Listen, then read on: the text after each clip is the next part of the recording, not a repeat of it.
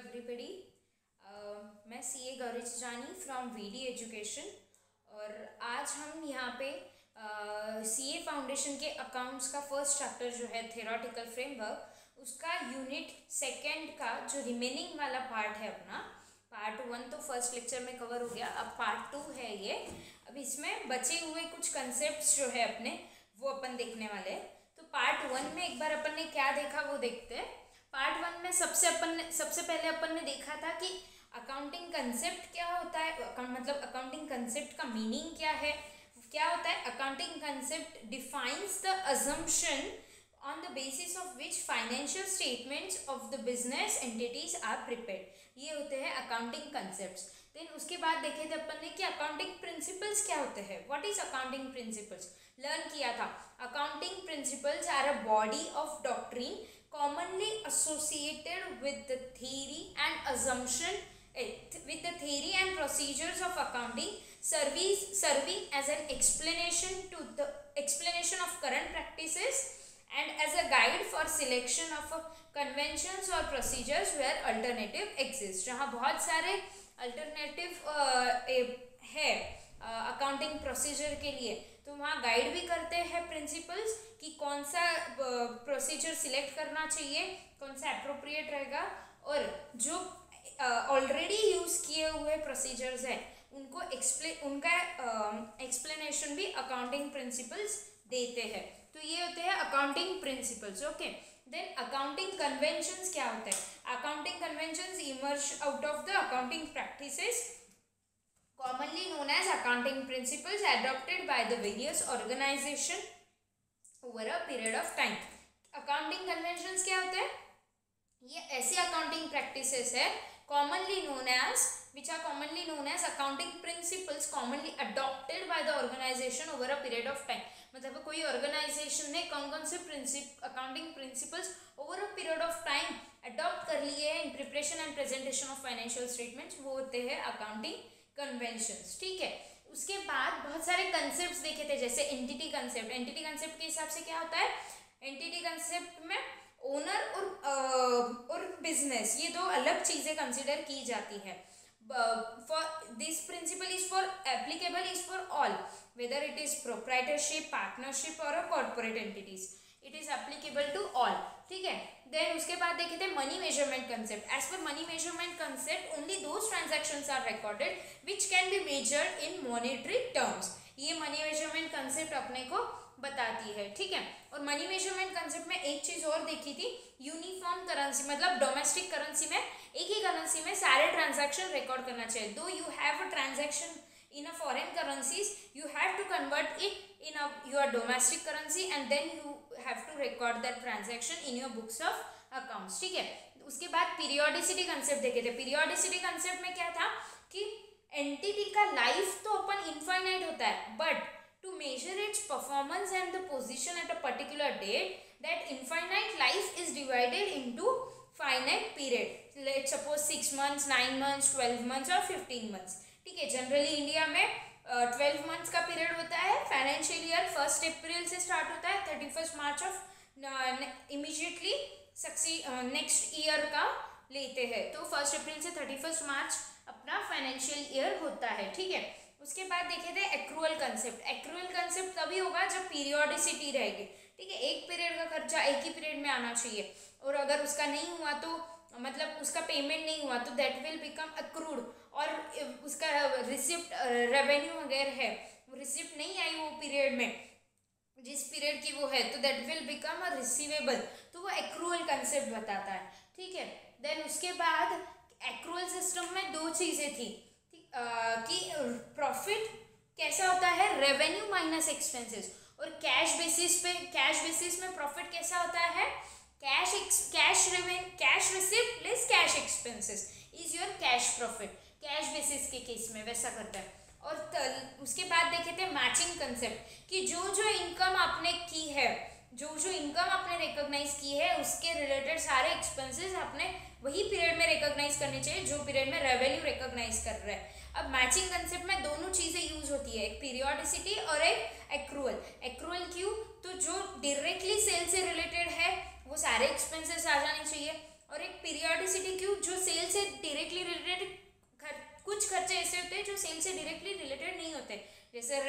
Salary, तो वो periodic basis पे, जैसे पीरियोडिसिटी कंसेप्ट को कंसीडर करते हुए रिकॉग्नाइज करने पड़ते हैं, तो दैट विल तो मैचिंग कंसेप्ट में पीरियोडिसिटी और एक्रूअल दोनों का रेफरेंस आता है। और लास्ट में उन्होंने क्या बोला था कि matching, accrual and periodicity, these all three concepts work together for income measurement and recognition of assets and liabilities। ठीक है, उसके बाद अपन ने देखे थे गोइंग कंसर्न कंसेप्ट। एंटिटी के फाइनेंशियल स्टेटमेंट्स कभी भी ये अज्यूम करके ही बनते हैं कि एंटिटी की इनफाइनाइट लाइफ है।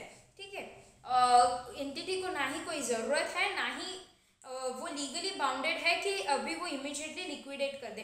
अगर आपने गोइंग कंसर्न कंसेप्ट एप्लीकेबल नहीं किया है फाइनेंशियल स्टेटमेंट प्रिपेयर करते वक्त, तभी आपको आपके नोट्स टू अकाउंट्स में या अकाउंटिंग पॉलिसीज में आपको मेंशन करना होता है। Otherwise it is presumed that you have prepared your financial statements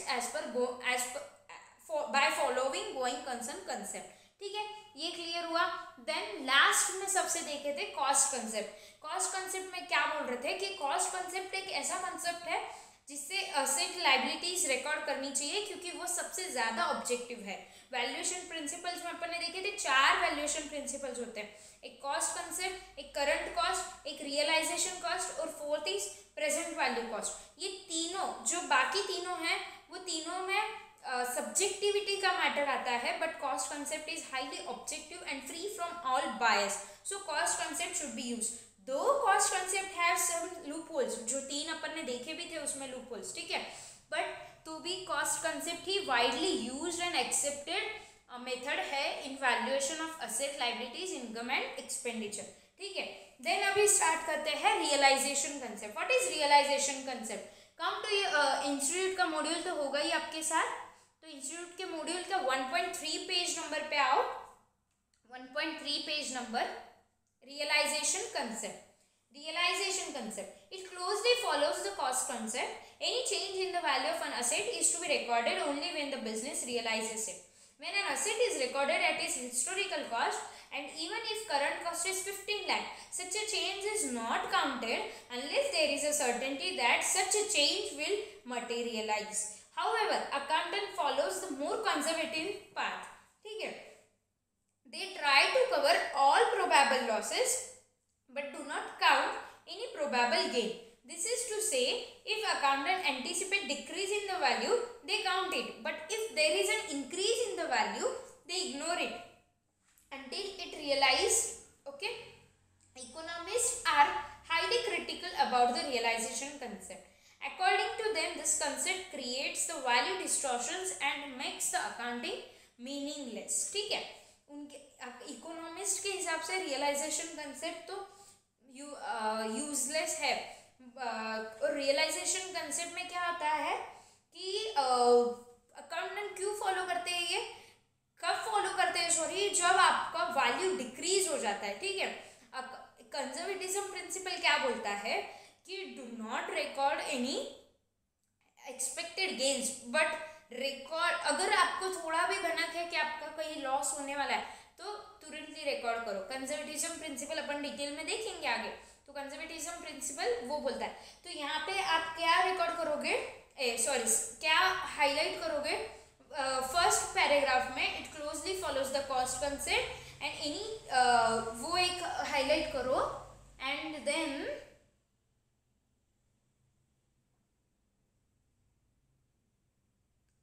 उसके बाद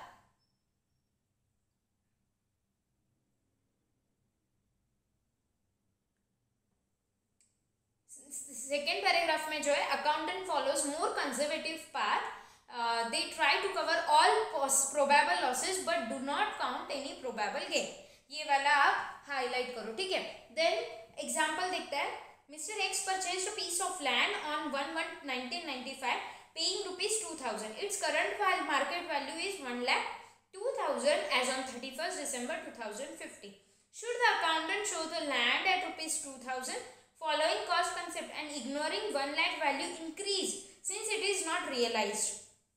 तो फाइनेंशियल स्टेटमेंट कैसा रहेगा उनका? बैलेंस शीट में रहेगा लैंड 2000 का, कैपिटल रहेगा 2000 का, एंड अगर आपको रियलाइजेशन कंसेप्ट फॉलो करनी है तो इन दैट केस लैंड का वैल्यू अब क्या हो गया, 1,02,000 हो गया, तो लैंड हो जाएगा 1,02,000 का, कैपिटल तो अभी भी 2,000 का ही रहेगा, बट एक अनरियलाइज्ड गेन का लाइबिलिटी साइड रिजर्व जैसा आ जाएगा जो रहेगा 1,00,000 रुपीज का, ठीक है। वो गेन अभी तक हुआ नहीं है, सो उसको नाम क्या है, unrealised gain. Nowadays, the revaluation of asset has become a widely accepted practice when the change in value is of paramount nature. Accountant adjusts such a change through creation of revaluation reserve.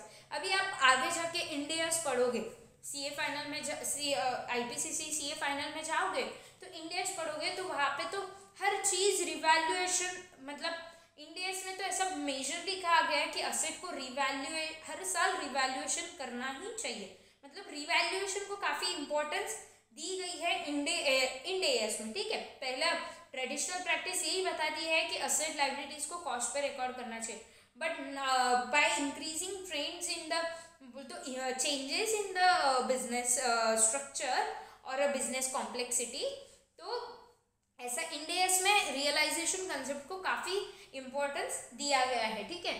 तो वो highlight करो, thus the going concern, cost concept and realization concept gives the valuation criteria। ये आपको आ सकता है true और false में या फिल इन द ब्लैंक्स में। कौन कौन से कंसेप्ट वैल्यूएशन क्राइटेरिया देते हैं, going concern, cost concept and realisation concept. Cost concept और रियलाइजेशन कंसेप्ट तो आपको इजीली याद रह जाएगा, बट गोइंग कंसर्न भी वैल्यूएशन क्राइटेरिया देता है, याद रखना, हाईलाइट करो उसको। देन आगे बढ़ते हैं, ड्यूअल एस्पेक्ट कंसेप्ट। पहले अपन ने कौन सा देखा, realisation concept, correct, realisation concept. आज सबसे पहले रियलाइजेशन कंसेप्ट देखा, then dual aspect concept. What is dual aspect concept? जो double entry book keeping system जो आया है ना, वो ये कंसेप्ट से ही आया है, double entry book keeping system. तो पहले सिंगल एंट्री भी था, आपने मे भी पढ़ा होगा 11th-12th या सीए फाउंडेशन में ही, नहीं 12th में ही पढ़ा होगा, सिंगल एंट्री सिस्टम भी होता है, बट डबल एंट्री सिस्टम कहाँ से आया है, तो that comes from dual aspect concept. This concept is the core of double entry book keeping. Every transaction और event has a two aspect. क्या होता है एवरी ट्रांजैक्शन और इवेंट के, वो क्या बोल रहे हैं, it increases one asset and decreases other asset. एक तो वो एक एसेट बढ़ाएगी, दूसरी एसेट डिक्रीज करेगी, या एक एसेट बढ़ाएगी उसके साथ साथ लाइबिलिटीज भी बढ़ाएगी, ठीक है। उसके बाद कोई एसेट कम करेगी तो दूसरी एसेट बढ़ाएगी। It decreases one asset, increases other asset, and it decreases one asset और डिक्रीजेस लाइबिलिटी। एक तो एसेट, अगर कोई एसेट की वैल्यू बढ़ी है तो उसके साथ एक तो दूसरे एसेट की वैल्यू कम होगी, या फिर सेम अमाउंट का लाइबिलिटी भी बढ़ेगा। और अगर एसेट की वैल्यू कम हुई है तो दूसरी एसेट की वैल्यू बढ़ेगी, या तो लाइबिलिटी भी इक्वल अमाउंट से कम हो जाएगी। ऐसा ड्यूअल एस्पेक्ट बैलेंस शीट तभी वो मैच होगी। Alternatively it increases one liability, decreases other liability, and it increases liability, increases asset also. If it decreases liability, increases other liability, and it decreases liability with a decrease in an asset, ठीक है, ये समझा। Then उसके बाद एक example दिया गया है बैलेंस शीट में। कैपिटल है 1,50,000 का, बैंक लोन है 75,000 का, अदर लोन है 75,000 का, मशीनरी की असेट साइड में मशीनरी की वैल्यू है 2 लाख की और कैश है 1 लाख रुपीज। ट्रांजैक्शन क्या बोल रहा है, new machine is purchase paying ₹50,000 in cash, new machine is purchase for 50,000 on credit and cash to be paid later on, cash paid to repay the bank loan to the extent of 50,000। Now raise bank loan of 50,000 to pay off other loan, effect the transactions, ठीक है।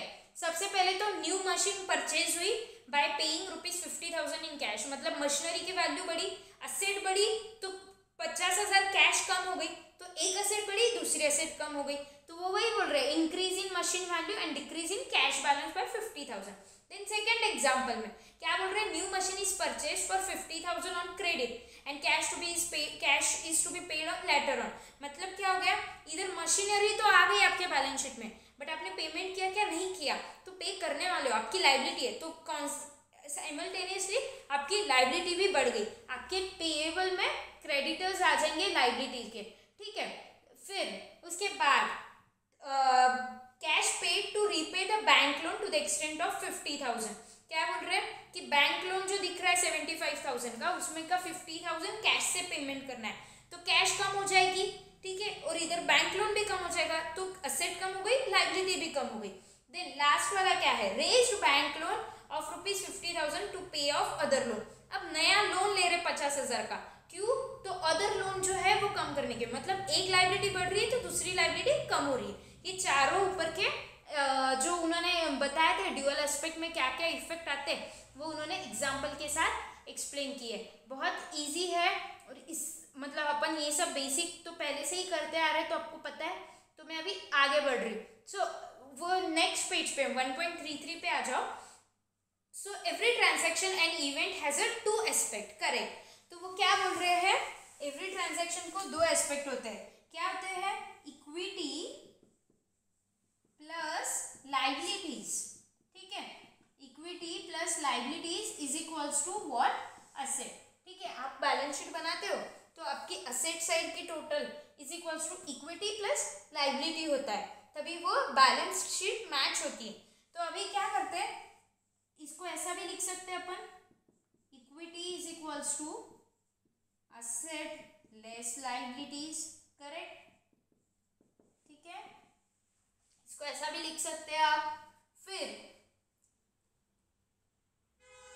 अभी ये liabilities कैसी हो सकती है, current भी होती है और लॉन्ग टर्म भी होती है, तो equity plus long term liability, ठीक है, plus current liability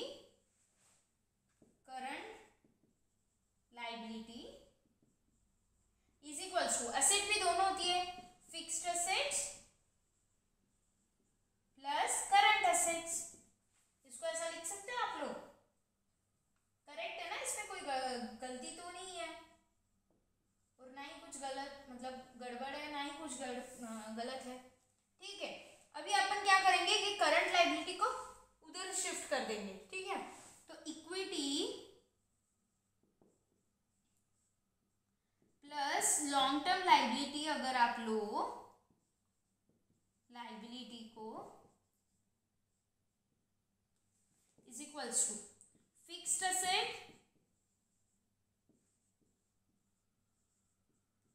plus current asset less current liability, ठीक है। अब current asset less current liability क्या होती है, that is your working capital, you know ना, current asset less current liability is your working capital. तो मैं क्या करूंगी अभी, equity is equals to fixed asset, तो एज इट इज ले रही हूं मैं, इक्विटी क्या, इक्विटी का मतलब क्या है, फिक्स्ड असेट, तो मैं एज इट इज ले रही हूँ, ठीक है। अब current asset minus current liability, ये दोनों का क्या हो गया, fixed asset plus working capital, correct,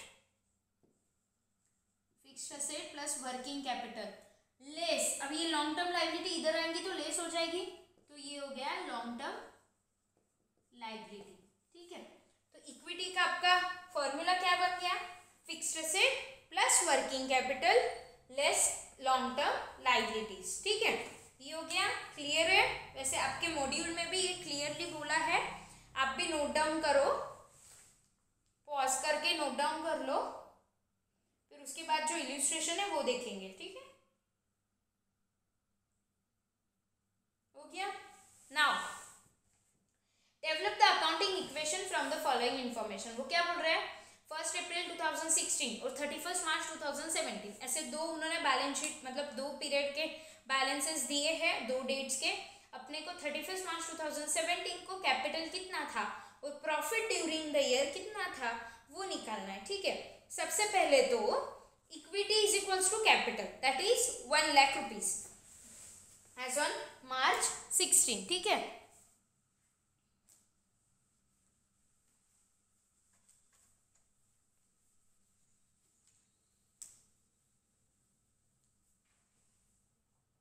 क्या बोल रहे हैं वो, सबसे पहले तो अप्रैल 2016 की कैलकुलेशन देखो, सॉल्यूशन में इजी है बहुत, ऐसे देखोगे तो आपको समझ में आ जाएगा। Equity is equals to capital that is rupees 1 lakh rupees, और लाइबिलिटीज कौन कौन सी है, bank loan and trade payables that is 1,75,000।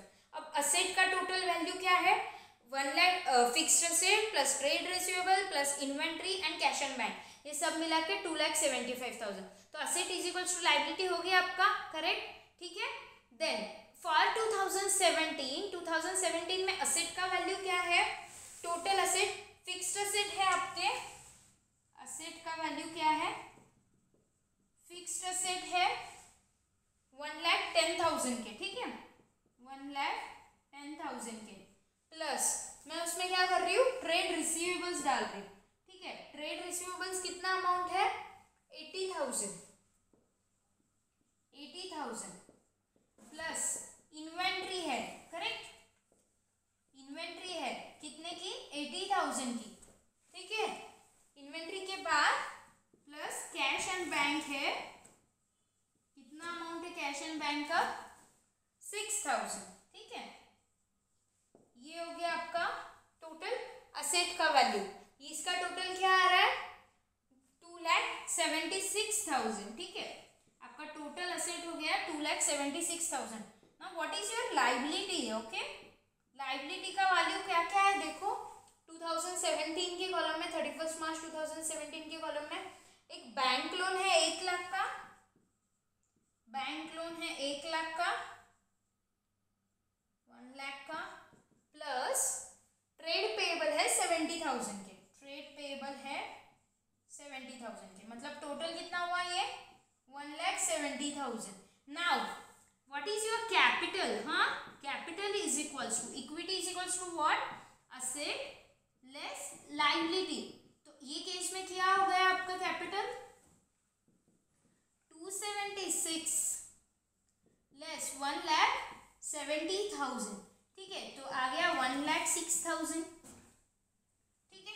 Now as on 31 March 2017 what is your capital, 1,06,000, और साल के शुरुआत में मतलब 1 अप्रैल 2016 को कितना था, 1 लाख, मतलब ड्यूरिंग द ईयर प्रॉफिट कितना ऐड हुआ है कैपिटल में, that is 6,000।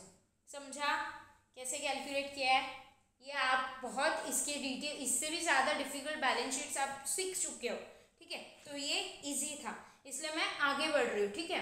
Now conservatism, conservatism states that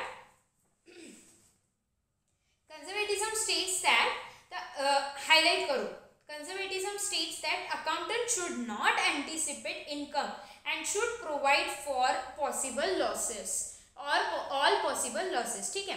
when there are many alternative values of an asset, an accountant should choose the method which leads to lesser value. Later on we shall see that the golden rule of current asset valuation, current asset valuation का golden rule क्या है, highlight करो वो golden rule के, golden rule से, golden rule of current asset valuation is cost or market price whichever is lower, originated from this concept.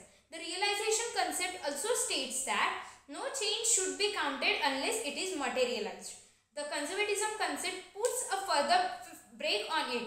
It is not prudent to count unrealized gain, but it is desirable to guard against all possible losses.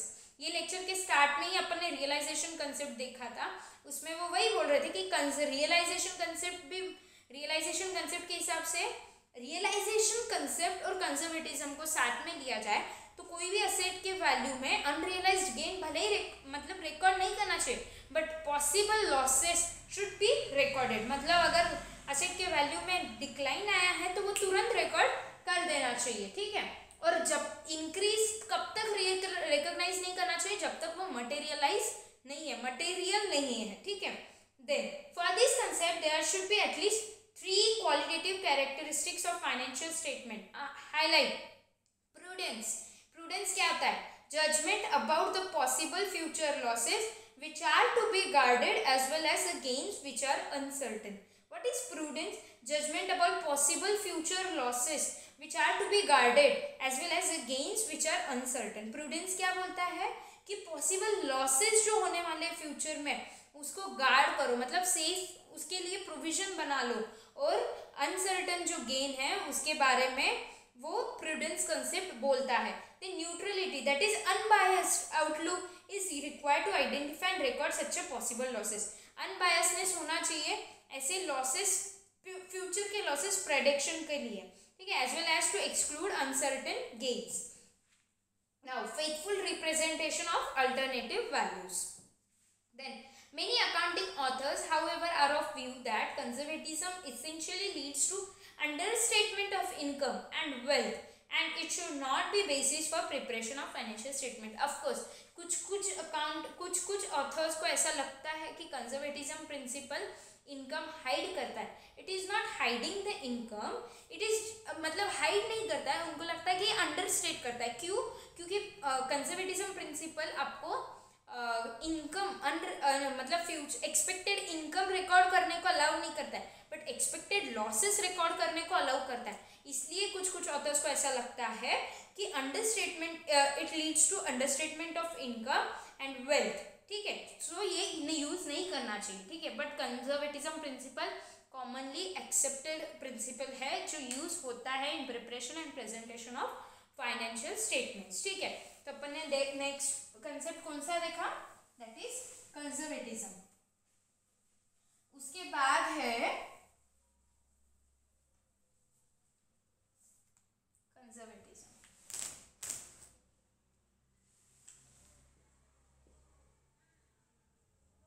Conservatism, ठीक है। फिर उसके बाद देखने वाले अपन consistency. Of course कोई भी policy आप यूज कर रहे हो तो उसमें कंसिस्टेंसी होनी चाहिए। Even in your studies you should be consistent. एक ही दिन 4-5 घंटे पढ़ाई कर लिए और दूसरा 2 दिन कुछ किए ही नहीं, मतलब नहीं आएगा। रोज थोड़ी थोड़ी करनी चाहिए, कंसिस्टेंसी होनी चाहिए कोई भी चीज में सक्सेस होने के लिए, ठीक है। तो व्हाट इज कंसिस्टेंसी देखेंगे। To in order to achieve the comparability of the financial statements of an enterprise through the time, the accounting policies are followed consistently from one period to another. Highlight करो वो first paragraph पूरा।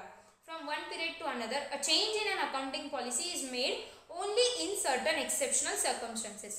अब consistency का मतलब ये होता है कि पिछले साल जो आप accounting policies follow कर रहे थे in preparation of financial statement, same आप follow करते रहो। बट इसका मतलब ये नहीं है कि अगर कोई दूसरा पॉलिसी अडॉप्ट करने से आपका बेटर रिप्रेजेंटेशन हो सकता है फाइनेंशियल स्टेटमेंट का, तो आप ना करें, ऐसा नहीं है इसका मतलब। अगर कोई दूसरी पॉलिसी फॉलो करने से if you are going to present your financial statement more understandable और इन मोर बेटर वे, तो you should follow the another method by mentioning that changes, ठीक है। तो वो क्या बोल रहे हैं, आगे पढ़ेंगे। The concept of consistency is applied particularly when alternative methods of accounting are equally acceptable। जब बहुत सारे अकाउंटिंग पॉलिसी मतलब अकाउंटिंग मेथड्स इक्वल होते हैं, मतलब इक्वली एक्सेप्टेबल होते हैं, तो कंसिस्टेंसी का यूज आता है। क्योंकि सेम इम्पोर्टेंस है सारे अकाउंटिंग मेथड्स को, उसमें से आपको कौन सी फॉलो करनी है और कंसिस्टेंटली वही फॉलो करनी है, तब वो कंसिस्टेंसी कंसेप्ट का यूज आता है। For example, for calculation of depreciation WDV and SLM equally important है। तो आप अगर WDV फर्स्ट ईयर में फॉलो कर रहे हो तो it is expected that as per consistency concept कि you should follow that method over a period of time, ठीक है। अगर आप SLM कर रहे हो स्टार्टिंग से तो SLM करते चलो, ऐसा। फॉर एग्जाम्पल, अ कंपनी में adopt any of several method of depreciation such as WDV और straight line value method. Likewise, there are many methods for valuation of inventories, but following the principle of consistency, it is advisable that the company should follow consistently over years the same method of depreciation or the same method of valuation of inventories which is chosen. However, in some cases, though there is no inconsistency, they may seem to be inconsistent apparently. In case of valuation of inventories, if the company applies the principle at cost or market price, whichever is lower, and if this principle accordingly results in the valuation of inventory in one year at cost price and the market price in other year, there is no inconsistency here. It is only an application of the principle. अब क्या होता है, inventory कैसे value करते हैं, cost और market value which ever is lower. अब first year में कॉस्ट कम थी इसलिए कॉस्ट पे वैल्यू किया, फिर नेक्स्ट ईयर में क्या हुआ, कॉस्ट और market value which ever is lower का प्रिंसिपल है तो मार्केट वैल्यू कम हो गई। तो इसका मतलब आप कंसिस्टेंसी फॉलो कर रहे नहीं कर रहे ऐसा नहीं होता है, ये एक प्रिंसिपल है, कॉस्ट और market value which ever is lower. अगर आप ये प्रिंसिपल फॉलो करते वक्त आप कभी कॉस्ट पे कर रहे हो कभी मार्केट प्राइस पे कर रहे हो, ऐसा हो रहा है, तो इसका मतलब ये नहीं कि आपकी कंसिस्टेंसी टूट गई, नहीं, आप एक प्रिंसिपल कंसिस्टेंटली फॉलो कर रहे हो, that means you are following the consistency concept, ठीक है। But the concept of consistency does not imply non flexibility as not to allow the introduction of improved method. मैंने बोला ना, जो अगर इम्प्रूव्ड मेथड आपका बेटर प्रेजेंटेशन देता है फाइनेंशियल स्टेटमेंट्स का, तो यू शुड अडॉप्ट दैट, मतलब you should adopt that change and you should change your method for preparation of financial statements. An enterprise should change it's accounting policy in any of the following. उसके लिए 3 reasons लगते हैं, ठीक है, आपने basic accounts में भी देखा होगा 12th के, ये 3 reasons. To bring the books of accounts in accordance with the issued accounting standards, ये एक रीजन है, हाईलाइट करो वो तीनों पॉइंट्स को, एमसीक्यूज मतलब आपको ट्रू और फॉल्स में या एमसीक्यूज में पूछे जा सकते हैं। To bring the books of accounts in accordance with the issued accounting standards, to comply with the provision of law. और थर्ड रीजन क्या है, whether when under changed circumstances it is felt that new method will reflect more true and fair picture in the financial statement। Clear है, समझा कौन कौन से 3 reasons है।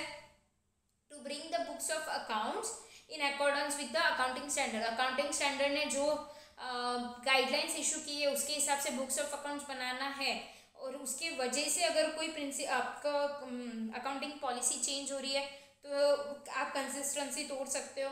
Then to comply with the provision of law, कोई law आपको बोलता है कि अब ये नहीं ये मेथड फॉलो करो, तो आप कंसिस्टेंसी टूट रही तो भी चलेगा। और थर्ड रीजन क्या होता है कि अगर कोई मेथड चेंज करने से आपके फाइनेंशियल स्टेटमेंट और बेटर रिप्रेजेंट हो सकते हैं यूजर्स के लिए, तो आप वो मेथड चेंज करके कंसिस्टेंसी प्रिंसिपल ब्रेक कर सकते हो, ठीक है। Then next is materiality, last is materiality. What is materiality, मतलब इंपॉर्टेंस क्या है वो बात का, ठीक है, मटेरियल होना चाहिए, ठीक है, ये वो मटेरियल नहीं है जो आपका परचेज का होता है, ठीक है, ये आपको पता है मटेरियलिटी, ठीक है। देखते हैं, आओ नोट्स पे 1.35 page number, materiality principle permits other concept to be ignored if the effect is not considered material. Highlight करो, materiality principle permits other concepts to be ignored if the effect is not considered material। अगर उसका change material नहीं है तो हो सकता है बाकी कंसेप्ट आप इग्नोर कर सकते हो।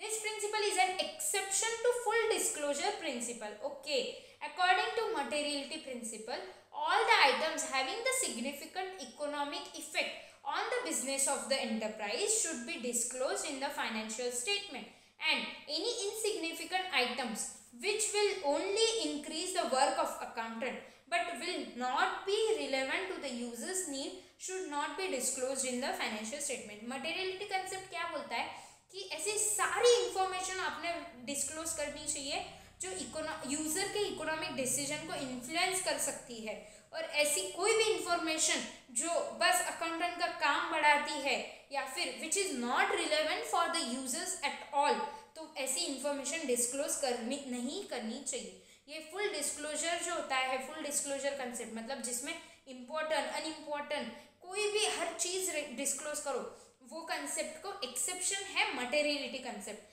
हाईलाइट करा आपने, this principle is an exception to full disclosure principle. The next paragraph, the term materiality is the subjective term। Of course, हर एक के लिए सेम बात इम्पोर्टेंट रहना, सेम डिग्री पे इम्पोर्टेंट रहना जरूरी नहीं है। It is subjective term. It is on the judgement, common sense and discretion of the accountant that which item is material and which is not.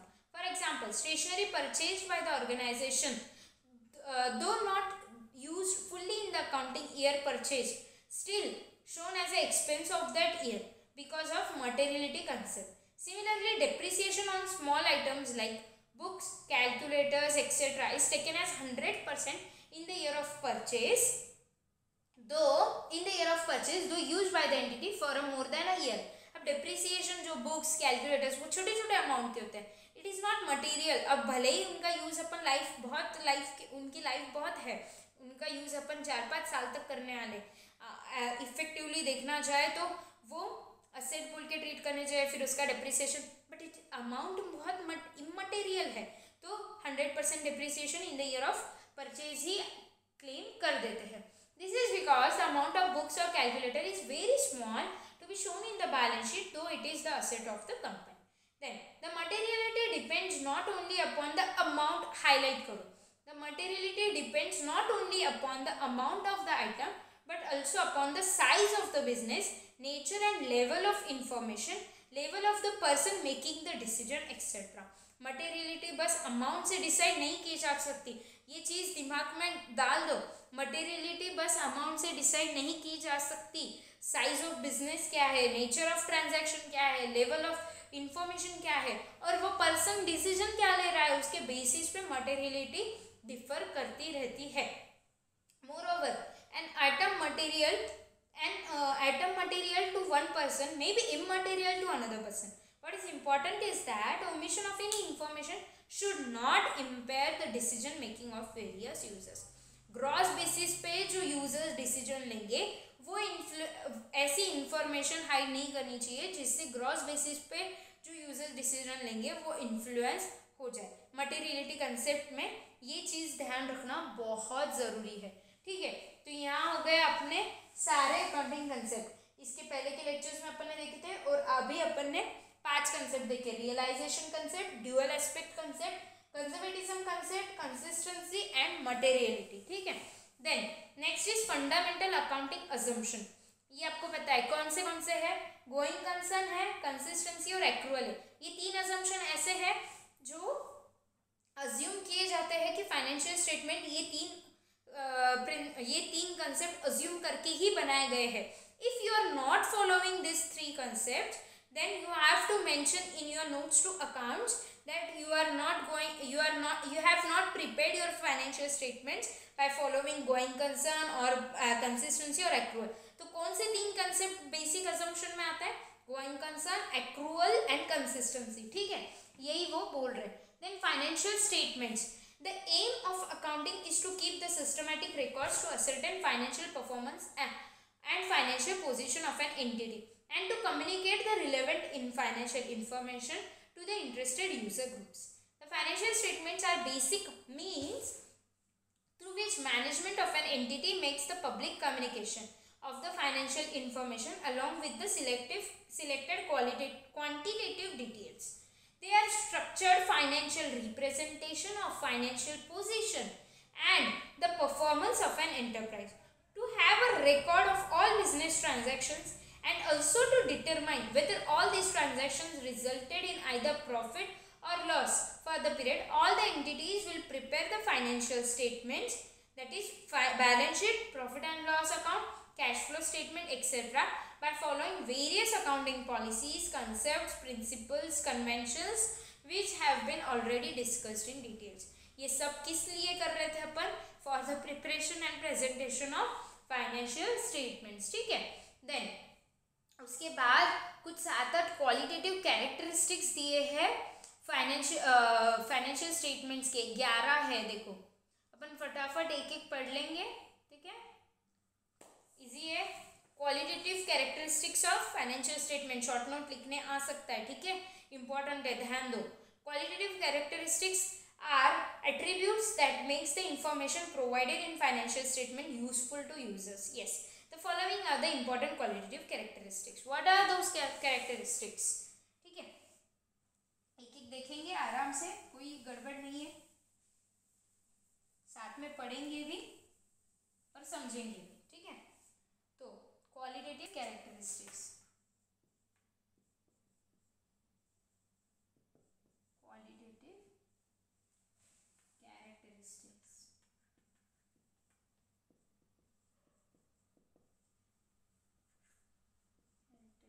Of financial statements, ठीक है। सबसे first कौन सा है? अंडरस्टैंडेबिलिटी। कोई भी फाइनेंशियल स्टेटमेंट ऐसे बनानी चाहिए जो अंडरस्टैंडेबल हो। ऑफ कोर्स अगर अंडरस्टैंडेबल ही नहीं है उसका यूज ही नहीं रहेगा, अंडरस्टैंडेबिलिटी, ठीक है, इजी है। क्या लिखा है उसमें देखते हैं। An essential quality of the information provided in financial statement is that it must be readily understandable by users. For this purpose, it is assumed that users have a reasonable knowledge of a business and economic activities and accounting and study the information with the reasonable diligence. Of course, क्या assume करके चलते हैं कि अपन इतना तो expect करते हैं कि एटलीस्ट यूजर को बेसिक नॉलेज है। सबको अकाउंटिंग का नॉलेज नहीं होता है, बट बेसिक नॉलेज है, उसको फाइनेंशियल स्टेटमेंट रीड करते आते हैं, तो वो अंडरस्टैंडेबल हो गए, ठीक है। Now, information about complex matters that should be included in the financial statement because of its relevance to the economic decision making needs of users should not be excluded merely on the ground that it may be too difficult for certain users to understand. अब ऐसे कुछ transactions होते हैं जो complex nature के होते हैं, but वो एक्सक्लूड नहीं करने चाहिए जस्ट बिकॉज ये कि अंडरस्टैंडेबिलिटी चली जाएगी फाइनेंशियल स्टेटमेंट की, नहीं, वो अगर डिसीजन मेकिंग अफेक्ट करेंगे यूजर्स के तो इट शुड बी इंक्लूडेड, ठीक है। भले ही फिर आप उसको प्रेजेंट कैसे करते हो कि सामने वाले को उसको समझ में आए, वो आप पे डिपेंड है, ठीक है। Then next is relevance. What is relevance? जो रिलेटेड इंफॉर्मेशन है वही बताना चाहिए, ऐसा रिलेवेंस क्वालिटी बोलती है। रिलेवेंस होना चाहिए फाइनेंशियल स्टेटमेंट जब बनाते हो, उसमें आइटम्स जो आप बताते हो वो सब items. To be useful information must be relevant to the decision making needs of the users. Highlight करो first line. Information has the quality of a relevance when it influences the economic decision of users by helping them evaluate past, present or future events or confirming or correcting their past evaluations. Now, the predictive and confirmatory roles of information are interrelated. क्या बोल रहे हैं? पढ़ो एक बार ठीक से, ध्यान दो इधर। The predictive and confirmatory roles of information are interrelated. For example, information about the current level and structure of an asset holding has the value to users when they endeavor to predict the ability of the enterprise to take advantage of opportunities and its ability to react to adverse situations. The same information plays a confirmatory role in the respect of past predictions about, for example, the way in which the enterprise would be structured or the outcome of planned operations. ठीक है, वो क्या बोल रहे हैं? Predictory and confirmatory roles of information, मतलब prediction और confirmation role जो है इंफॉर्मेशन का, वो इंटर रिलेटेड काम करते हैं। पास्ट इंफॉर्मेशन और प्रेजेंट इंफॉर्मेशन के रिलेशन में ही फ्यूचर का प्रेडिक्शन लगाया जाता है, ठीक है। Then, information about financial position and past performance is frequently used as the basis for predicting future financial position and performance and other matters in which users are directly interested, such as dividend and wage payment, share price movement, and the ability of the enterprise to meet its commitment as they fall due. To have the predictive value, information need not be in the form of an explicit forecast. The ability to make the predictions from the financial statement is enhanced, however, by the manner in which information on past transactions and event is displayed. कैसे? Highlight करो। The ability to make the predictions from the financial statement is enhanced, however, by the manner in which information on past transaction and event is displayed. मैंने बोला जैसे आप past transaction और event को display करोगे उसके हिसाब से यूजर फ्यूचर के प्रेडिक्शंस लगा सकता है, ठीक है। Then for example, the predictive value of the statement of profit and loss is enhanced if unusual, abnormal and infrequent items of income and expenses are separately disclosed. समझा relevance क्या होता है? देन थर्ड इज रिलायबिलिटी, ठीक है। क्या है ये third quality? क्या होनी चाहिए? Financial statement should be reliable, ठीक है। Then to be useful information must also be reliable. Information has the quality of reliability when it is free from material error and bias and can be depended upon by users to represent faithfully that which it either purports to represent or could reasonably be expected to represent. वो जो information has the quality of reliability से पूरा वो statement highlight करो. वो क्या बोल रहे हैं? Information has the quality of reliability. कब reliability कब आ सकती है? जब वो फ्री फ्रॉम बायस है. सब्जेक्टिव तो इनबिल्ड इनहेरिटेंस है उसका, मतलब लिमिटेशन है उसका, बट बायस नहीं होना चाहिए. Free from all bias and error जब है, free from errors and free from bias अगर है, तो that information in the financial statement become the reliable. ठीक है. Then information may be relevant but so unreliable in nature or representation that its recognition may be potentially misleading. For example, if the validity and amount of a claim for a damage under the legal action against the enterprise are highly uncertain, it may be inappropriate for the enterprise to recognize the amount of the claim in the balance sheet, although it may be appropriate to disclose the amount and circumstances of the claim. कभी कभी क्या होता है, information में भी relevant होती है. ठीक है.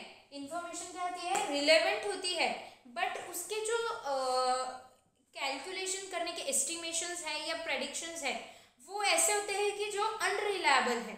इन सच केस वो क्या बोल रहे हैं? अब उन्होंने एक एग्जांपल दिया है कोर्ट केस का कि डैमेजेस क्लेम करने हैं, तो इन दैट केस एप्रोप्रिएट डिस्क्लोजर आपको मेंशन करना है. ठीक है. अगर आप रिलायबली अमाउंट नहीं कैलकुलेट कर पा रहे हो तो एटलीस्ट डिस्क्लोजर दे दो कि ये इवेंट रिलेवेंट तो है डिसीजन मेकिंग के लिए, but you are not able to calculate the amount reliably, so you have to give the disclosure about that event. ठीक है. Then comparability, of course compare करना है ये एक साल से दूसरे साल का या फिर एक कंपनी का दूसरे कंपनी से, इसीलिए तो फाइनेंशियल स्टेटमेंट्स में अपन इतने सारे क्वालिटीज ला रहे थे. ठीक है. Users must be able to compare the financial statement of an enterprise through time in order to identify trends in its financial position, performance and cash flows. ठीक है. हाईलाइट कर दो वहां तक. हुआ? Users must also be able to compare the financial statement of different enterprises in order to evaluate their relative financial position, performance and cash flows. Hence, the measurement and display of the financial effect of like transaction and other events must be carried out in a consistent way throughout an enterprise and over a period time for the enterprise and in consistent way for different enterprise. मतलब इसीलिए commonly accepted principles और policies issue किए गए हुए हैं accounting standard और end years के लिए, ताकि सब लोग सेम तरीके के ट्रांजैक्शन सेम तरीके से रिकॉर्ड करें, so that user can compare those financial statements. An important implication of the qualitative characteristic of comparability is that users be informed of the accounting policies employed in the preparation of financial statements, any change in those policies and the effect of such changes. Highlight करो. सबसे important comparability का quality क्यों है? क्योंकि users को पता होना चाहिए कि कौन से अकाउंटिंग प्रिंसिपल्स फॉलो किए गए हैं इन preparation and presentation of financial statements, और अगर उसमें कंसिस्टेंसी नहीं है, मतलब कोई चेंज किया गया है, कोई पॉलिसी फॉलो करने में कोई चेंजेस है और उसके चेंजेस के इफेक्ट भी यूजर्स को कम्युनिकेट करने चाहिए. ठीक है. ये हो गया. देन आगे बढ़ते हैं. User need to be able to identify difference between the accounting policies for like transactions and other events used by the same enterprise from period to period and by different enterprise. Compliance with the accounting standards, including the disclosure of accounting policies used by the enterprise, helps to achieve the comparability. अगर हर कोई enterprise कौन कौन सी policy follow कर रहा है वो अगर बताते हैं तभी तो यूजर्स उसको कंपेयर कर सकेंगे ना, नहीं तो यूजर्स को कैसे पता चलेगा कि कौन सी पॉलिसी अडॉप्ट करके कौन सी चीज़ कैसे वैल्यू की है. Then next page पे the need for comparability should not be confused with mere uniformity and should not be allowed to become an impediment to the introduction of improved accounting standards. It is not appropriate for an enterprise to continue accounting in the same manner for a transaction or other event if the policy adopted is not in keeping with the qualitative characteristics of relevance and reliability. अगर consistency के लिए या comparability के लिए एक साल से दूसरे साल कंपेयर होना चाहिए, इसके वजह से आप ऐसी ही पॉलिसी अडॉप्ट कर रहे हो जो रिलेवेंस और रिलायबिलिटी का क्वालिटी छोड़ देती है। मतलब कि अभी जैसे जैसे बेटर प्रेजेंटेशन के लिए पॉलिसीज चेंज कर सकते, कंसिस्टेंसी में अपन ने देखा था, तो ऐसे ही रिलेवेंस और रिलायबिलिटी के लिए अगर आप अगर कंपेरेबिलिटी के लिए कोई पॉलिसी आप चेंज कर रहे हो, कोई पॉलिसी आप फॉलो कर रहे हो over a period of time, but उसके वजह से आपका रिलेवेंस और रिलायबिलिटी का क्वालिटी जो है वो चला जा रहा है, तो ऐसा नहीं होना चाहिए। कंपेरेबिलिटी मतलब ऐसे स्ट्रिक्टली नहीं है वो, अगर आप फ्लेक्सिबल है वो, अगर उससे बेटर प्रेजेंटेशन होता है, रिलेवेंस और रिलायबिलिटी क्वालिटी और ज़्यादा अच्छी से कोई अगर चीज़ अलग पॉलिसी फॉलो करने से आती है तो वो आप फॉलो कर सकते हो। But in that case you have to mention in your notes that last year के बैलेंस शीट ये पॉलिसी फॉलो करके हुए थे और इस साल के बैलेंस शीट ये पॉलिसी फॉलो करके हुए हैं और उसके चेंजेस क्यों हुए वो आप अगर डिस्क्लोज कर दोगे तो यूजर्स कंपेयर करते वक्त उसका ध्यान रखेंगे। ठीक है, यही उसका मेन पर्पस होता है। ठीक है, देन अपन कहा थे it is also inappropriate for an, हाँ वो हो गया लास्ट पैराग्राफ उसमें का, users wish to compare the financial position, performance and cash flow of an enterprise over a time, hence it is important that the financial statements show corresponding information for the preceding year period. The four principal qualitative characteristics are, एक second, यहाँ पे last वाला कौन सा था, comparability, reliability, और fourth is comparability. ठीक है, ये चार जो प्रिंसिपल है वो क्या बोल रहे हैं, four qualitative the four principal qualitative characteristics are understandability, relevance, reliability and comparability। ये प्रिंसिपल क्वालिटेटिव कैरेक्टरिस्टिक्स है, मतलब ये मेन है, ये चारों पे ही बाकी सारे बने हुए हैं। नाउ मटेरियलिटी, फिफ्थ, अपन मटेरियलिटी अभी देखें, the relevance of information is affected by it's materiality. Information, अब ये मटेरियलिटी कैसे रिलेटेड है, रिलेवेंस से। ठीक है, मैं यहाँ लिख रही हूँ मटेरियलिटी, ये चारों तो बेसिक है। ठीक है, बेसिक है, अब ये बेसिक पे बाकी के बचे हुए रहेंगे। ठीक है, नाउ फर्स्ट इज मटेरियलिटी, क्या बोल रहे वो, the relevance of information is affected by it's materiality. Information is material if its misstatement, that is omission or a erroneous statement, could influence the economic decision of users taken on the basis of financial information. Materiality depends on the size and nature of the item or error judged in the particular circumstances of its misstatement. Materiality provides a threshold or cutoff point rather than being a primarily qualitative characteristics which the information must have if it is useful. ठीक है, समझा materiality, समझा, आगे बढ़े, एक बार पढ़ लो materiality concept. वो relevance concept से है कि ऐसे सारे मटेरियल इंफॉर्मेशन जो रिलेवेंट है वो फाइनेंशियल स्टेटमेंट्स में लेनी चाहिए, वही बोल रहे हो। देन फेथफुल रिप्रेजेंटेशन, अब क्या है, अनदर सेकेंड वाला क्या है,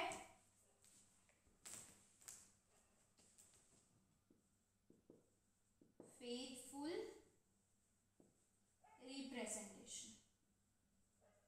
ठीक है, मटेरियलिटी कैसे रिलेटेड था, मैं इसको क्या करती हूँ, इसको 1 2 3 4 नंबर दे देती हूँ, 1 2 3 4। नाउ मटेरियलिटी किससे रिलेटेड था, किससे बना था वो, रिलेवेंस से। ठीक है, अब फेथफुल रिप्रेजेंटेशन किससे बना है, रिलायबिलिटी से। फेथफुल रिप्रेजेंटेशन किससे रिलेटेड है, रिलायबिलिटी से। To be reliable information must represent faithfully the transactions and other events it either purports to represent or could reasonably be expected to represent। Highlight करो first line को। Thus, for example, A balance sheet should represent faithfully the transactions and other events that results in assets, liabilities and equity of the enterprise as the reporting date which meet the recognition criteria. Most financial information is subject to some risk of being less than faithful representation of that which it purports to portray. This is not due to bias but rather to inherent difficulties either in identifying the transaction and other events to be measured or in devising and applying the measurement and presentation techniques that can convey the messages that correspond with those transactions and events. In certain cases, the measurement of the financial effect of item could be so uncertain that enterprise generally would not recognize them in the financial statement. For example, although the most enterprise generate goodwill internally over a time, it is usually difficult to identify or measure that goodwill reliably. In other cases, however, it may be relevant to recognize items and to disclose the risk of error surrounding their recognition and measurement. तो full representation reliability देता है, ठीक है, faithful representation होना चाहिए reliability के लिए, but कुछ फाइनेंशियल स्टेटमेंट्स के इनहेरेंट लिमिटेशंस है जिसकी वजह से फेथफुल रिप्रेजेंटेशन देके भी मतलब पूरा रिप्रेजेंटेशन देके भी अपन गारंटी नहीं दे सकते कि वो रिलायबल है, ठीक है। जैसे वो बोल रहे हैं गुडविल कैलकुलेशन करना डिफिकल्ट है, बहुत सारी कंपनीज इंटरनली जनरेट कर लेती है बट सेल्फ जनरेटेड गुडविल का वैल्यू कैलकुलेट या मेजर उसको नहीं किया जा सकता, तो इन सच केस वो फेथफुल रिप्रेजेंटेशन नहीं रहेगा अगर आप उसको कैलकुलेट करके बैलेंस शीट में बताते हो तो, ठीक है। देन आगे बढ़ते हैं, substance over form. Substance over form क्या कंसेप्ट है कि ट्रांजैक्शन को बस सब्सटेंस से नहीं देखना चाहिए, सॉरी ट्रांजैक्शन को बस लीगल फॉर्म में नहीं देखना चाहिए कि उसका लीगल फॉर्म क्या है, एक्चुअल में सब्सटेंस क्या है, एक्चुअल में वो ट्रांजैक्शन का पर्पस क्या है, उस हिसाब से वो ट्रांजैक्शन को रिकॉर्ड करना चाहिए, ठीक है। पढ़ते हैं, if information is to be present faithfully the transaction and other events that it purports to represent, it is necessary that they are accounted for and presented in accordance with their substance and economic reality and not merely their legal form, ठीक है, highlight करो उसको। It is necessary that accounted for and presented in accordance with their substance, first पूरे sentence को ये highlight करो। The substance of transaction or other event is not always consistent with that which it apparent from the legal or country form. For example, where rights and beneficial interest in the immovable property are transferred, but the documents and legal formalities are pending, the recording of acquisition or a disposal by the transferee and transfer would in substance represent the transaction entered into. अगर कोई immovable property है आपने transfer कर दी किसी और के नाम पे, नहीं मतलब ट्रांसफर किया मतलब पोजेशन ट्रांसफर कर दिया, बेनिफिशियल राइट्स ट्रांसफर कर दी, बस डीड होना बाकी है, मतलब लीगल फॉर्मेलिटीज बाकी है, बट एक्चुअल में उसके पास पोजेशन मतलब ट्रांसफरी के पास पोजेशन चला गया, अपने बेनिफिशियल राइट्स भी उसको दे दिए, तो इन सच केस दो डीड नहीं हुआ मतलब लीगल फॉर्म में अभी ट्रांजैक्शन नहीं हुआ है, स्टिल सब्सटेंस ओवर फॉर्म को ध्यान में रखते हुए वो ट्रांजैक्शन रिकॉर्ड दोनों ने कर देना चाहिए, ट्रांसफरर ने भी और ट्रांसफरी ने भी, तो ये होता है सब्सटेंस ओवर फॉर्म, ठीक है। तो नेक्स्ट क्या था, सब्सटेंस ओवर फॉर्म, ठीक है। ये भी जनरली रिलायबिलिटी लाता है, ठीक है, इंफॉर्मेशन की रिलायबिलिटी, अगर आप रिकॉर्ड करते हो तो रिलायबल फाइनेंशियल स्टेटमेंट्स आपके होते हैं। न्यूट्रलिटी, टू बी रिलायबल, फिर से रिलायबिलिटी क्वालिटी, न्यूट्रलिटी में न्यूट्रल होना चाहिए, अकाउंटेंट ने bias free from all bias होना चाहिए। To be reliable the information contained in the financial statement must be neutral that is free from bias, highlight करो उतने पूरे सेंटेंस को। Financial statements are not neutral if by the selection or presentation of information they influence the making of decision or a judgment in order to achieve the predetermined result or outcome, ठीक है। वो कब free from मतलब biased है ऐसा कब माना जाएगा, अगर उनका in the preparation and presentation उनका सिलेक्शन अगर कुछ और होता तो डिसीजन कुछ और होता, ऐसा अगर होता है तो दैट आर, तो आपने क्या किया, फिर आपके हिसाब से डिसीजन लाने के लिए वो पॉलिसीज अडॉप्ट की है, इसलिए that will not be considered as a free from biased और फ्री फ्रॉम एरर, ठीक है। तो वो न्यूट्रल नहीं रहेगा इन दैट केस, तो न्यूट्रलिटी होना जरूरी है। Now next is prudence. Prudence अपन देखे थे इसके पहले भी। Prudence, the preparers of the financial statements have to contend with the uncertainties that inevitably surround many events and circumstances, such as collectability of receivables, probable useful life of the plan, warranty claim। बहुत जगह आपको assumptions लगाने पड़ते हैं। Such uncertainties are recognized by the disclosure of their nature and extent by the exercise of prudence in the preparation of financial statements। आपने जो जो ये अनसर्टेनिटीज के लिए assumptions लगाए वो आप प्रेजेंट डिस्क्लोज कर देते हो फाइनेंशियल स्टेटमेंट प्रिपेयर करते वक्त, ये प्रूडेंस कंसेप्ट बोलता है।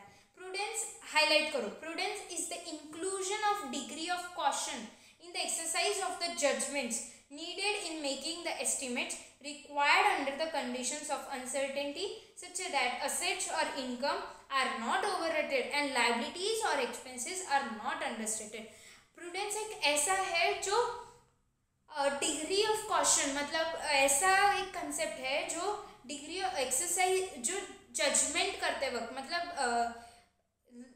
ऐसा एक कंसेप्ट है जो यूज किया जाता है अनसर्टेनिटीज के लिए। कैसे अनसर्टेनिटीज के लिए कि इनकम और असेट ओवरस्टेटेड ना हो जाए और लाइबिलिटीज और एक्सपेंसेस अंडरस्टेटेड ना हो जाए। मतलब कंजर्वेटिज्म प्रिंसिपल में ही प्रूडेंस आता है कि कंजर्वेटिज्म प्रिंसिपल भी क्या होता है, बोलता है अनरियलाइज्ड गेन रिकॉर्ड मत करो बट पॉसिबल लॉसेस रिकॉर्ड कर दो। मतलब कि asset and income should not be overstated and expenses and liabilities should not be understated, ठीक है, आपने हाईलाइट किया वो। Then for example the creation of a hidden reserves or excessive provisions, the deliberate understatement of assets or income, or the deliberate overstatement of liabilities or expenses because of financial statement would then not be neutral and therefore not have the quality of reliability। अगर आप prudence को consider करके जानबूझ के आपकी income कम कर रहे हो, असेट की वैल्यू कम कर रहे हो या फिर लाइबिलिटीज बढ़ा रहे हो, प्रोविजंस बढ़ा रहे हो, तो वो न्यूट्रलिटी की जो क्वालिटी है वो छोड़ देगा। Then in such case financial statements आपके रिलायबल नहीं रहेंगे। तो प्रूडेंस कंसेप्ट को गलत तरीके से यूज नहीं करना चाहिए। Then second last is full fair and adequate disclosure, ठीक है। फुल फेयर एंड एडिक्वेट, तीनों का मतलब अलग है, ठीक है। Full fair and adequate disclosure पढ़ते हैं, ठीक है। The financial statement must disclose all the reliable and relevant information. अभी इसके केस में दोनों भी है, रिलायबल एंड रिलेवेंट, ठीक है। 2 and 3 reliable and relevant information about the business enterprise to management and also to external users for which they are made, which in turn will help them to take a reasonable and the rational decision. For it, it is necessary that financial statements are prepared in conformity with the generally accepted accounting principles। GAAP के हिसाब से financial statements prepare होने चाहिए, ठीक है। That is the information is accounted for and presented in accordance with the substance and economic reality and not merely with its legal form. मतलब substance over form भी होना चाहिए और गैप के हिसाब से पूरे ट्रांजैक्शन और इवेंट्स को रिकॉर्ड करना चाहिए। The disclosure should be full and final so that the users can correctly assess the financial position of the enterprise. Of course अगर फाइनेंशियल पोजीशन करेक्टली असेस करने हैं तो फुल एंड फेयर डिस्क्लोजर होने चाहिए। Now ये जो paragraph है अभी नेक्स्ट वाला, the principle of full disclosure, इसको पूरा हाईलाइट करो। The principle of full disclosure implies that nothing should be omitted, while principle of fair disclosure implies that all transaction recorded should be accounted in the manner that financial statements purports true and fair view of the results of the business of the enterprise and Adequate disclosure implies that information influencing the decision of users should be disclosed in detail and should make a sense. Full का मतलब क्या है? Nothing should be omitted, ठीक है. Then fair का मतलब क्या है कि वो क्या बोल रहे हैं, recorded accounted in manner true. Full का मतलब क्या है? Nothing should be omitted. Fair का मतलब क्या है कि financial statement should give true and fair view of the all transaction और performance of the business and position of the business, ठीक है. और एडिक्वेट का मतलब क्या है कि adequate disclosure implies that information influencing the decision of user should be disclosed in detail. मतलब जो यूजर्स के डिसीजन इन्फ्लुएंस कर सकते हैं ऐसी इंफॉर्मेशन डिटेल में बतानी चाहिए, ये एडिक्वेट बताता है. और फाइनेंशियल स्टेटमेंट ऐसे तरीके से रिप्रेजेंट करने चाहिए कि वो फुल एंड फेयर व्यू दे of performance of enterprise and position of enterprise. मतलब पीएनएल और बैलेंस शीट का फुल एंड फेयर व्यू दे, ट्रू एंड फेयर व्यू दे, तो वो होता है फेयर डिस्क्लोजर. और फुल डिस्क्लोजर क्या बोलता है कि नथिंग शुड बी ओमिटेड. तो समझा full, fair and adequate disclosure का मतलब आपको. Next paragraph. This principle is widely used in corporate organisation because of separation in management and ownership. The companies act in pursuit of this principle has came out with the format of balance sheet and profit and loss. The disclosure of all the major accounting policies and other information are to be provided in the form of footnotes, annexes, etc. The practice of appending notes to financial statement is the outcome of this principle. ये full disclosure ने ही बताया है कि company account में तो compulsory है उनको footnotes देने हैं कि आपने क्या अकाउंटिंग पॉलिसीज यूज करे वगैरह वगैरह, सब वो annexes उसको लगाने पड़ते हैं, ठीक है. देन लास्ट इज कंप्लीटनेस, ठीक है. ये भी आएगा आपका रिलायबल के लिए, ठीक है. लास्ट इज कंप्लीटनेस, ठीक है. Completeness. To be reliable the information in financial statement must be complete within the bounds of materiality and cost. An omission can cause the information to be false or misleading and thus unreliable and deficient in the terms of relevance. Relevance अगर आपकी complete information नहीं है तो it can affect relevance quality also, ठीक है. Now ये हो गए आपके सारे क्वालिटेटिव कैरेक्टरिस्टिक्स. एक बार बोलेंगे मेरे साथ. अंडरस्टैंडेबिलिटी, रिलेवेंस, रिलायबिलिटी, कंपेरेबिलिटी, ठीक है. 4 हो गए आपके basic principles. Understandability, relevance, reliability, comparability. उसके ऊपर से फिर क्या आता है? Materiality, then faithful representation, substance over form, prudence, then full, fair and adequate disclosure, और last is completeness. समझा? लर्न करना ही पड़ेगा क्योंकि ये शॉर्ट नोट में आ सकता है. देन लास्ट वाला जो पैराग्राफ है वो ये सारे पॉइंट्स का इम्पोर्टेंट जो अपन ने हाईलाइट किया है ना, जनरली वही सब है. एक बार पढ़ लेंगे, 2 मिनट लगेंगे बट पढ़ लेंगे. पढ़ो मेरे साथ. Thus, if accounting information is to represent faithfully the transactions and other events that it purports to represent, it is necessary that they are accounted for and presented in accordance with their substance and economic reality, not by their legal form. For example, if a business enterprise sells its asset to other but still uses the asset as useful for the purpose of business by making some arrangement with the seller, it simply becomes a legal transaction. The economic reality is that business is using the asset as usual for deriving the benefit. Financial statement information should contain the substance of this transaction and should not only record going by legality. In order to reliable, the financial statement information should be neutral, that is free from bias. The preparers of the financial statement, however, have to contend with the uncertainties and inevitably surrounded by many events and circumstances such as collectability of doubtful receivables, probable useful life of plant and equipment, and the number of warranty claims that may occur.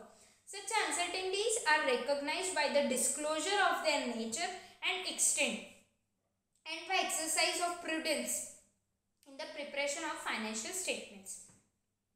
Prudence is the inclusion of a degree of caution in the exercise of judgment needed in making the estimates required under condition of uncertainties such that assets and income are not overstated and losses and liabilities are not understated. Prudence का definition learn कर लेना, लास्ट में वापस दिया है उन्होंने. Prudence is the inclusion of a degree of caution in the exercise of judgement needed in the estimates required under condition of uncertainties such that assets and incomes are not overstated or liabilities and losses are not understated. ठीक है, यहाँ होता है आपका top unit 2 खत्म. यहाँ पे अपन ने बहुत सारे अकाउंटिंग प्रिंसिपल्स देखे, देन क्वालिटेटिव कैरेक्टरिस्टिक्स देखे. याद रखना ये इसमें से बहुत ज़्यादा चांसेस है कि आपको थ्योरी क्वेश्चन आए ही. ठीक है, तो बहुत इंपॉर्टेंट यूनिट है, छोड़ना मत. आपके एकदम मतलब फ्री के मार्क्स बोले तो भी चलेगा, बस आपको 3 से 4 बार चैप्टर रीड करना है और लेक्चर सुनो 2 या 3 बार. मतलब आपके कान में कंटिन्यूस अपन ने लेक्चर में पूरा बुक पढ़ के ही निकाला है, तो लेक्चर सुनो और उसके बाद 2 से 3 बार यूनिट पढ़ के निकालो. 3 बार तो मिनिमम पढ़ना ही है. 3 बार से ज़्यादा पढ़ रहे हो तो वेल एंड गुड. आपको 100% एश्योरेंस मैं देती हूँ कि आपको खुद लिखते आ जाएगा, बट मिनिमम 3 टाइम्स तो पढ़ना ही है. ठीक है, अगर मतलब अभी ये बेसिक कंसेप्ट्स थे पूरे, आई होप सबको समझ में आ गया. ठीक है, चलो थैंक यू गाइस.